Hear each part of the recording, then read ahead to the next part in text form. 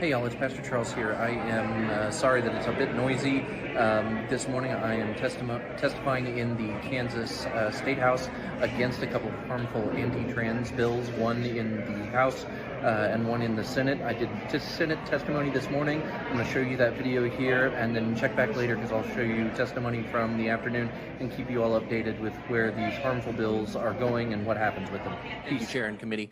I'm Pastor Charles McKenzie. I come from Grace United Methodist Church in Winfield, Kansas, and today I stand on behalf of also KIFA, Kansas Interfaith Action, which is a group of houses of faith across this state that stand with one voice today in opposition to this bill.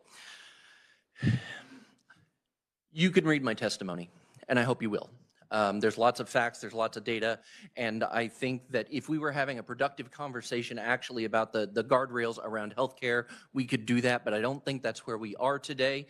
This bill goes all the way into addressing social transitioning, which is harmful, which is hurtful, which is immoral, and so instead of wasting my time and your time to say what you can already read, I'm going to take a book or a page from this book, the Old Testament prophets, which for those of us who remember what we learned in Sunday school growing up, the prophets did three things. They announced the injustice happening in the world. They called for us to turn around. And third, they then announced the day of the Lord that was coming. And so I just want to remind us that as we stand here today, as we sit here, as we hold places of power, we have the ability to do good, we have the ability to do harm, and we have the responsibility to know the difference. I call on you, please see the harm that is potential in this bill.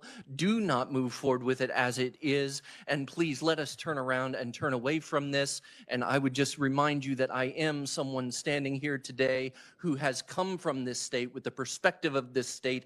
I am not brought in, I am not paid for to speak to you today. I am here on behalf of Kansans. I'm sorry. And I appreciate the time to address you, and I truly appreciate your thoughtful consideration. Thank you.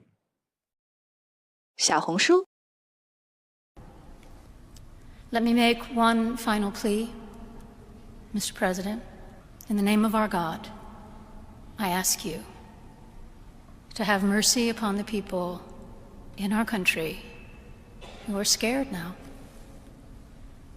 There are gay, lesbian, and transgender children in Democratic, Republican, and independent families, some who fear for their lives. And the people who pick our crops and clean our office buildings, who labor in poultry farms and meat packing plants, who wash the dishes after we eat in restaurants and work the night shifts in hospitals, they may not be citizens or have the proper documentation, but the vast majority of immigrants are not criminals. They pay taxes and are good neighbors. What did you think of this? What did you think of the service? What did you think? Did you like it? Did you find it exciting? Not too exciting, was it? I didn't think it was a good service, no.